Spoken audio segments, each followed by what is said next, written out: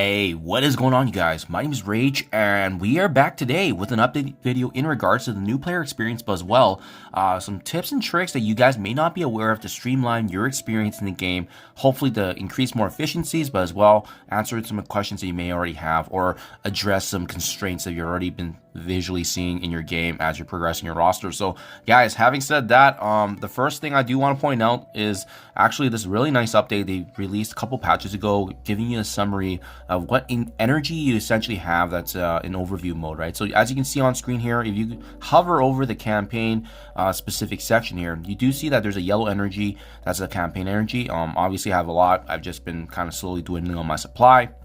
The green one represents ISO 8 energy, and then the red one represents incursion energy. Now, why does this matter? Well, you don't want these to cap out too often just because they do generate over time. So obviously, you want to be using them as much as you can when you're able to, when you're logging in, right? So unfortunately, this isn't actually on the top of the screen anymore, but when you hit campaigns, then it finally shows you the three different categories, right? And you can actually see what the energy is like. Incursion is usually at the very end. We have the normal yellow campaign here, actually across the multitude, and then the green ones obviously are the ISO 8 that you can utilize to build up those isotope 8s for your characters. So just heads up, this is where it's located. Now while we're on this topic, I do want to point out that the one thing that's lacking in this feature is actually talking about some of the showcase and specific campaign events that are ongoing right now, because these three energies are great and all, but what they should have done is added the other ongoing events that are live right now that do have energy also getting generated. So if I go to the loose threads Spider Society Showcase, you can see entering it, and I'm gonna have another new energy load now, and I do actually need to spend this. So that's what I mean. I wish they kind of streamlined this better. I'm just gonna, since we have we're going through this anyways, I'm just gonna do it on screen so that way you guys can see. Unstoppable Undead, there's also an event right now for this where there is energy getting generated. So that's what I mean. I wish they summarized this a little better, because it's almost kind of an unfinished product, in my honest opinion. But anyways, now it's kind of like going through the motions and making sure that you just go through and check that when the energy is full. But yeah, make sure you guys are capitalizing on that, because it's a missed opportunity if you don't use the energy as it generates naturally over time. Another big one, guys, is just getting more bang for your buck for your shards, right? So some people know this, some don't, but especially if you're a returning player, it's probably been some time. If you go to the supply store, one of the best ways to get actually more character shards is just honestly opening orbs, right? So I've amassed quite a bit in this account now because I don't need these characters, but I would always recommend opening up the premium orbs, which is what I just did on screen right there, because there's a chance that you can get Black Knight, Kang, who are absolute meta and game changers in the account. And then the other one I would recommend is any of these regular basic orbs. Gold orbs are good. But the one I want to point your attention to is definitely the Milestone 3 orbs, just because they give you some more character shards, and even ones like, I forget the name, the Legacy orbs, they just give you some additional character shards here, right? That just help. Earlier on in the game, when you're just trying to grow and build your account, having extra characters is not going to hurt your roster, especially when you're trying to create that quality roster. Getting that chance of RNG to land some of these characters while having to farm them is pretty phenomenal. Now, while we're on the topic of characters and farming them, actually, I do want to point out as well, there's some other bang for bucks that you can utilize. So the Blitz store and the Raid store are really good examples because, first of all, they have a really good selection of characters, right? For example, let's take a look at Blitz. You know, you can go across the board. The newer characters are going to cost 975 credits for 5 shards. And as you scroll down lower and lower, it's going to get cheaper, right? 5 for 500. And I do believe that, yeah, it gets as good as 10 for 500. Now, something that you guys may not know is that if you're just trying to be efficient with your Blitz credits and trying to make the most out of it, you can actually hit to the orb section of the Blitz store, and costing 350 here, you can actually get more character shards. So I'll open one for your guys' reference, but for the cost of 350, you can get up to like 10 shards of a specific character. So if you want to save a little bit, you could, and look at that, you get a little bit of gold as well. Again, this is only a method I would recommend if you're not too crazy about honing in on a specific character and you're just trying to mass random shards as fast as possible. Well, it's good bang for buck. The same can actually be said for the Raid store, because let's head over to the character shards here. You can see it costs about 4,200 for either 10 or 20 shards, depending on the character and how new they are. 2,800 for 20 is actually really good value, in my honest opinion. Now, if you go over to the Raid orbs here, it's gonna be the similar situation as Blitz, right? One of these usually costs about 1,400, and for the cost of 1,400, you can get actually 18 shards. So that's actually another good value play that you can do. And again, I wouldn't recommend this method if you're specifically trying to unlock a certain character, because this is just going to get you good value for shards, but it may not get the character that you need. So just something to be mindful of. I recommend it as a mixture here, doing double dipping on this and selectively targeting. So that way you are building up as many shards as possible, and at the same time the characters that you actually are interested in or are looking to build. So definitely big, guys. I wish I kind of knew this when I was starting out. Another good one that they've added, and maybe it's not as obvious, is the fact that you can actually, you know, go ahead, take a look at any kind of character in your roster, even one that you have not unlocked, and what you can actually do is you can select their character profile, and when you actually hit find on the bottom right, it is going to actually show you where they're farmable. So the only thing is it's kind of hidden a little bit. You have to scroll all the way to the right, and then it is actually going to tell you. So it looks like if you're, you know, dipping in the story mode here for the Juggernaut campaign, you're going to get 50 shards of Hela. I did not do that yet. As you can see, that's still available.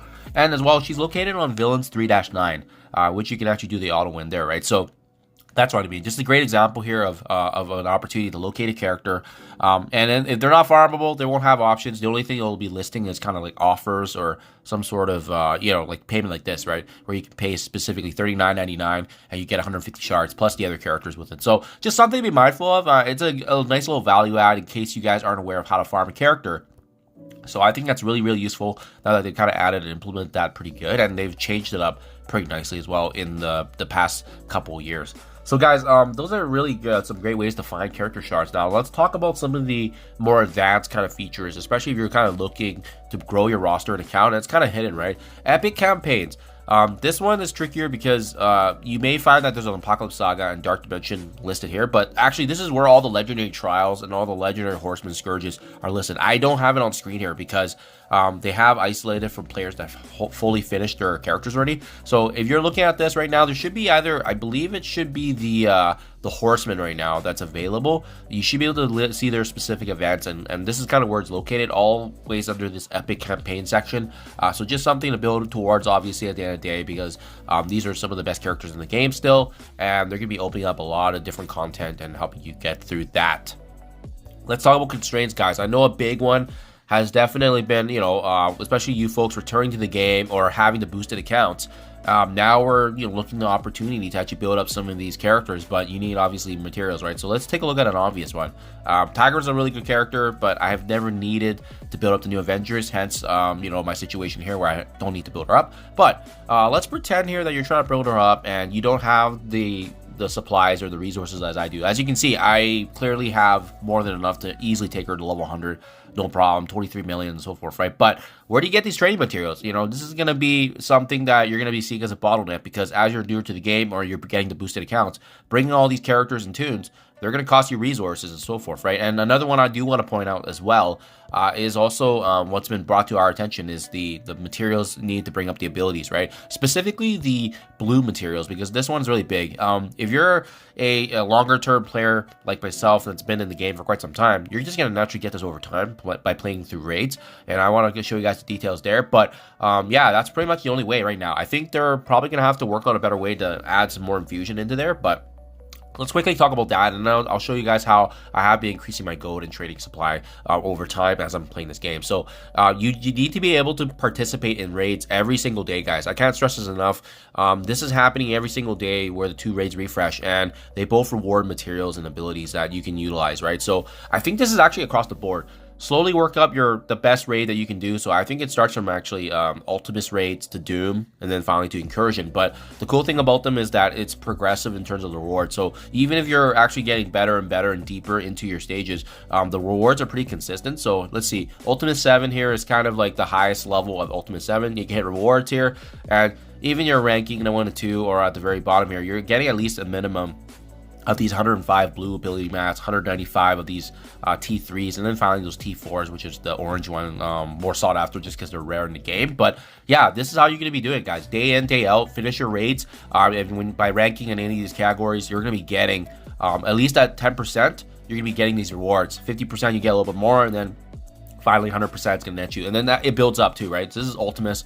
Once you finish up Ultimus, it's going to be the Doom raids, right? So Doom raids has three different levels as well. Doom 1, Doom 2. Oh yeah, right. There's a Doom 1 first strike and then a Doom 3. And then similar story. If I just show you the rewards here, it's going to be very similar. I think this is where they got to bump it up, right? As the raids have progressed, you would expect there to be more of these, T2s and T3s, but that does not happen to be the case. So hopefully they improve that in the future. It's definitely something I can see, hopefully in the refurbishing, just because there's going to be that heavily bottleneck that now that most folks are actually getting to the boosted levels much faster into their account, they're going to be needing these resources quicker. Speaking of resources, I quickly touched on this earlier about the campaign energy in terms of the trading mats and gold. Well, where you want to ideally be at is a couple of chapters I want to point out. So Heroes hard chapter right here is a good one for gold trading material. So in chapter 7, for the Spider-Man Noir 7-6, they're going to get gold fragments there. As you can see, you can actually earn this over time every day when you're farming it, right?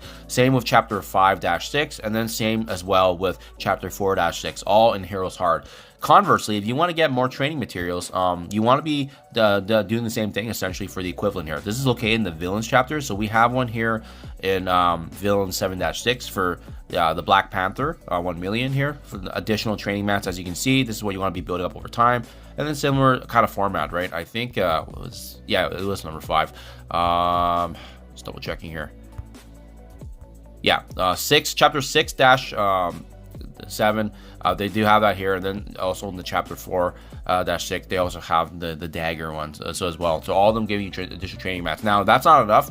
The Nexus hard chapter is a really good one too, because chapters 2, 4, and 6 have gold materials as shown on screen, as you can see here, and that's all located at the very end of the node. And then conversely, chapters 1, 3, and 5 all having trading mats as well. So these are the opportunities I've been farming, and this has been a nice additional output. I also want to point out to make sure you guys are farming the highest level of these chapters, because you can see they actually give you more of these healthy training modules, and so that's the advantage of having some of these hard chapters. Obviously, at the end of the day, just giving you more of those resources and materials.